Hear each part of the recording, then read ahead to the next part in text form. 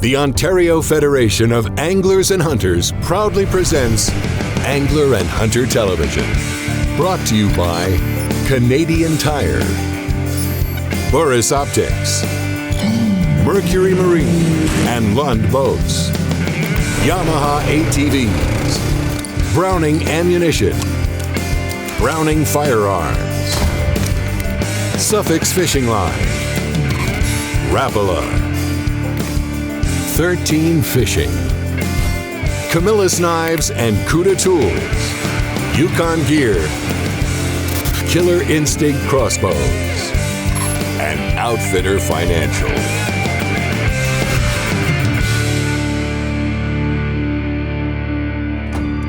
Ontario has an abundant black bear population, and thanks to the efforts of the Ontario Federation of Anglers and Hunters, a spring hunting season was brought back into effect in 2021. And obviously this announcement is another significant step towards fully restoring the benefits of a spring bear hunt in Ontario. It shows there is a level of understanding that spring bear hunting not only plays an important role in wildlife management, but also in the quality of life for many Ontarians. Nowhere is the importance of a spring bear hunt more evident than in northern and rural Ontario. For them, the spring bear hunt brings back a significant economic boost and the renewal of an important part of their social and cultural identity.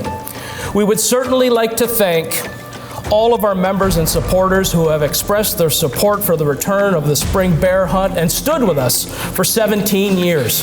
Hard to believe it's been 17 years since we've been working on this file. This is a very memorable day. This is great news for the hunting community, great news for Ontario, and great news for our natural resources. The close encounters and amazing bear action when sitting in a stand is a real adrenaline rush. Wow, that's a meaty bear. Something you need to experience. The spring hunt has become a staple for me and even become a favorite for my daughter August. Being able to set up a bear bait and trying to harvest a bear has become more exciting than deer hunting for us. Heading into the woods to load up baits, check trail cameras, and see all the bear activity is kind of addictive. Give me 5, get ready.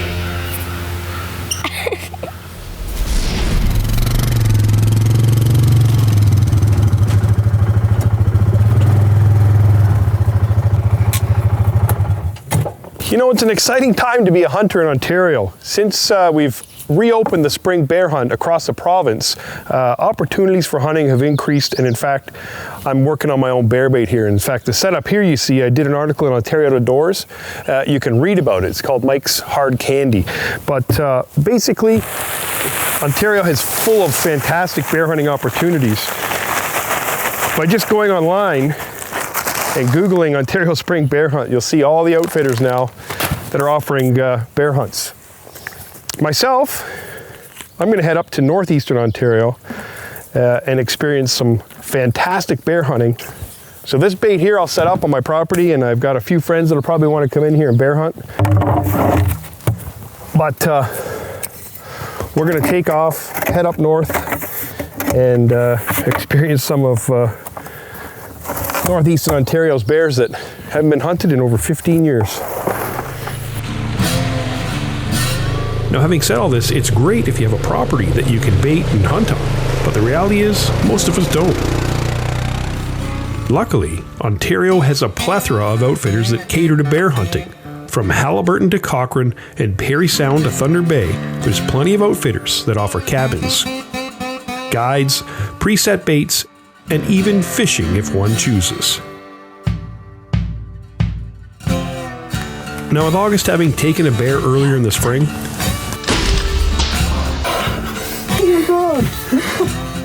I figured I might as well try to get a bear for myself. So we headed to Temiskaming Shores in northeastern Ontario to try a fall bear hunt with an outfitter. Of course, en route, we made a quick stop at Canadian Tire to get some bait, scent killer. Scent killer's right there. And then off to Maiden Bay to connect with the owner, Greg Thornton. Hey, brother. Who recently reopened this camp. I had a friend who was disappearing up there every summer, and I would ask him, "Where are you going?" He's like, "It's too far. You wouldn't want to go." And as a kid, he introduced me to hunting. I used to go with him and his dad and sit in the tree stands going bear hunting. They never got one. But the old owner he was an American, so he was retiring, not feeling well. He brought me up there, and I told the guy that I'd keep his business going for him, and he'd be welcome back. And I guess a lot of people were offering maybe double the money that I paid, but he went with me knowing that I was going to keep it going. He was going to be able to come back, and I don't know, I guess I kind of built a good relationship with him. But other than that, it was a good opportunity too, right? It's paradise up there. It's really nice. As soon as I saw it, I just fell in love. This is a great location with cabins set along the shores of Lake Temiskaming and offers fishing, swimming, places to explore, and of course, hunting. On this hunt, I'm going to be using August's Killer Instinct Fierce 405 crossbow. So we set up a target and let August and Greg's son Owen take a few shots to make sure it was dialed in. This is such a reliable crossbow. I can't say enough about it. Having traveled around the world with it, and August has taken down some incredible animals. Are you on him? Yeah. Yes! Good hit! Now here's hoping some of August's good fortune You hit him good. You hit him real good. rubs off on me. Woo, give me 5. This portion of Angler and Hunter Television is brought to you by Yamaha ATVs. The first evening was pretty warm. August joined me for a sit in a great stand that was set up over the end of an old trail. A bit of a breeze coming out of the northwest. The warm breeze made it a nice evening to sit, but not much was happening. The swirling winds were moving our scent around, so we held out until dark, packed up our gear, and just as our guide was coming in to pick us up, a bear came into the bait and then ran off as the truck pulled in, which was pretty cool and gave me some confidence that tomorrow I might get a crack at this bear. The next day was a scorcher. August decided that hanging back at camp and swimming was a better option. So late afternoon, when things started to cool down, I headed for the stand. With this being my last day to hunt, I was hoping the evening cool down would get the bears moving early. On the way in, I had the guide pour out a jug of Analogic's liquid berry blast, figuring with the swirling winds, this delicious berry smell would be too tempting for the bears to resist. Okay, so I'm in the stand. It's my second night. I hunted last night with August. She was on the camera. We heard a big crash. Some branches breaking in behind the bait. But no luck. And then packed up the camera gear, bagged up the Killer Instinct, and we had a bear. Packed up the cameras, put away the crossbow, and not a bad bear. Came right down the laneway and stopped. And then Kenny came up the road in the pickup truck at 8:30 and shined his lights right on it. The bear didn't even really run away, it just sort of scooted off. It came back in, and after we left and cleaned up all the bait, so it's my last day. I only have 2 days. It's Labor Day weekend, and Greg at Maiden Bay Camp was fortunate enough to invite us up for a bear hunt. It's really their first season. New owners of the camp, they're getting back into bear baiting. So if you're looking for a good bear hunt outfit, not far, 5 or 6 hours from the GTA, and a beautiful Lake Temiskaming, lots of bears. There's cameras, trail cameras are showing lots of bears. We've owned the camp for a couple of years now. In that time, we've put out 12 bear baits. We're moving towards a goal of 21 for next season. We have a lot of big bears. There's bears that have been over 400 pounds. We've spotted some on our baits over 500. Yeah, they're very abundant. Maiden Bay Camp is located on Lake Temiskaming, right by North Cobalt. We are into fishing, hunting. In the lake, we have smallmouth, walleye, and we also have pike. What a gorgeous walleye. Black, beautiful. The camp you're able to drive to, it's down an old logging road. A small car can get through. Once you get down to the camp, cell service comes in pretty good. We have an American plan where everything's included, or we have a plan where you can bring your own food and take care of yourself. A lot of recreation, families come and take in the whole camp. We have 7 cabins, boat rentals, large green space, and really comfortable place to spend the day. A basic bear hunt includes being brought in and out to your stand, field dressing, breaking down of the carcass, and helping retrieve the carcass also. Our camp manager will be bringing you in and out of the stands daily. We have some tree stands that are your regular metal tree stands, and we have special built tree stands that can hold 2 to 3 people made out of pine. Bow and rifle hunt is permitted, whatever is best for you. And you can find us on maidenbaycamp.com. This portion of Angler and Hunter Television is brought to you by Minn Kota and Humminbird. It's amazing how a bear can just appear. They're so cautious and so quiet. One minute, you're sitting there staring into the abyss, and the next thing you know, there's a bear.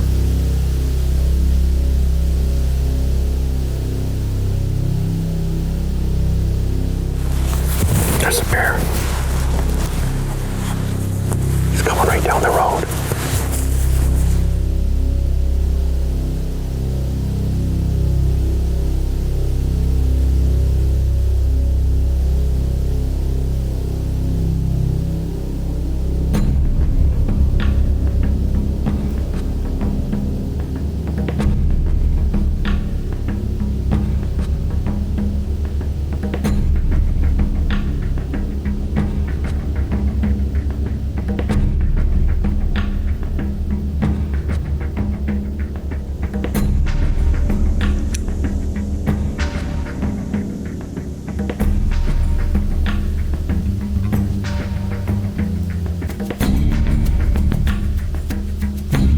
This one was definitely testing the wind for scent the whole way in.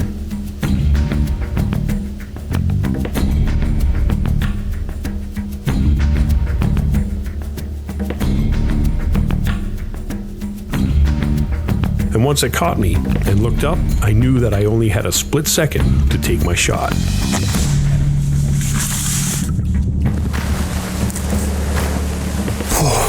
I smoked him. Got him. I got him. The killer instinct to punch that bear good. Yes. I can't say enough about that bow. The Fierce 405 gets the job done every time. Wow. And hearing the moan, I knew it wasn't far away. That bear's 40 yards from me. I'm telling you right now. This thing right here does the deal. Awesome.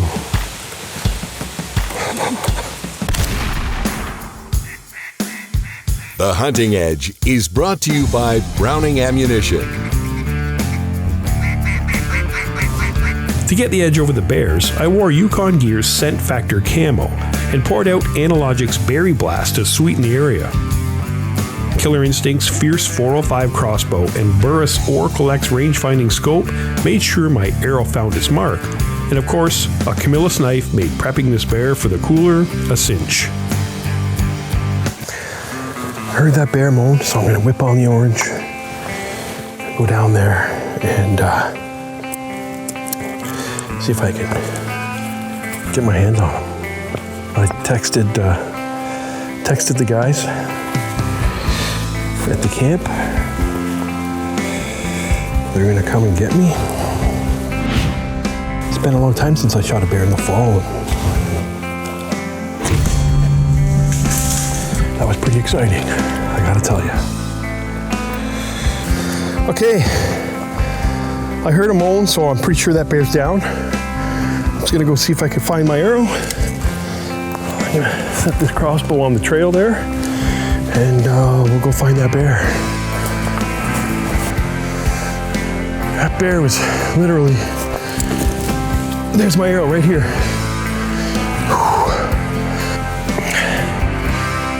Right through. Wow. Look at that. Woo! Okay, so I'm gonna look for some blood. That arrow's covered in blood. Where did that bear go in?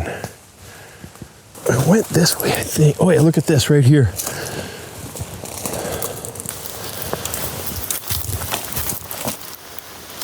Holy, he just dumped a lot of blood right here.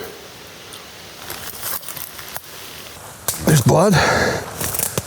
Lots of blood here. Oh, there's some more blood here. Gotta be close. This is kind of where I saw that bear disappear to. Oh wow, look at this. Look at this here.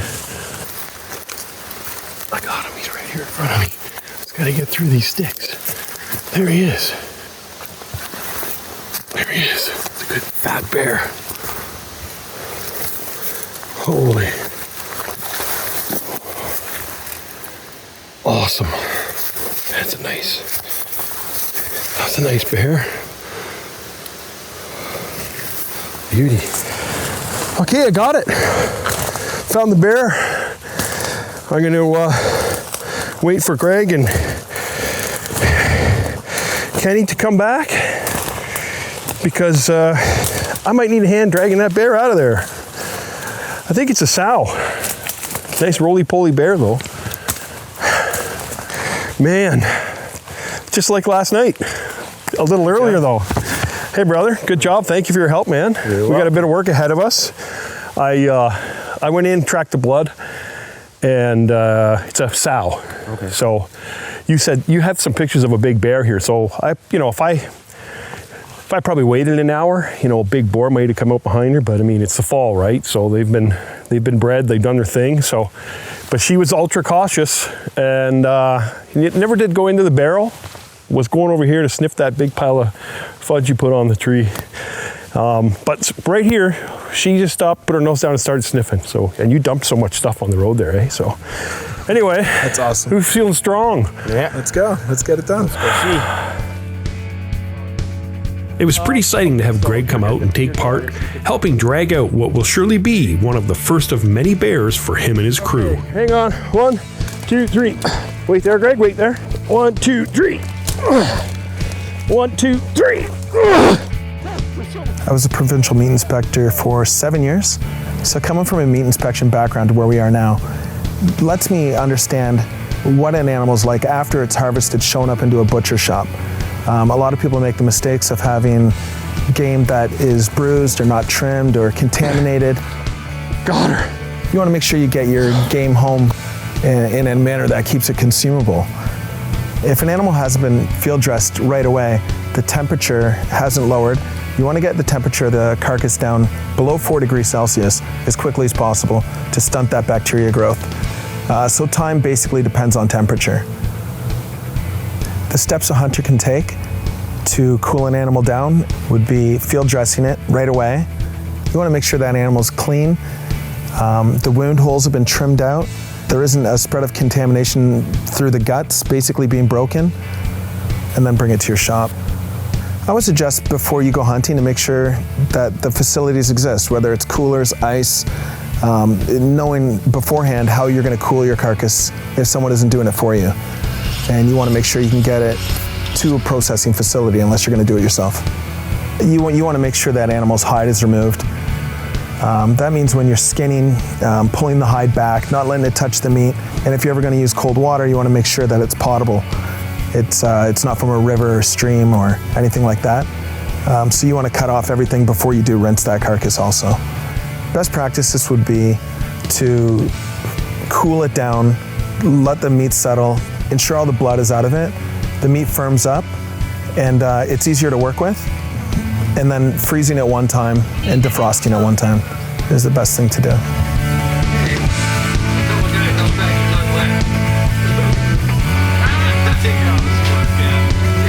Northeastern Ontario is an angler and hunter's paradise, and I'm sure we'll be back to Maiden Bay Camp for another adventure real soon. Closed captioning of Angler and Hunter Television is brought to you in part by Ontario Out of Doors Magazine.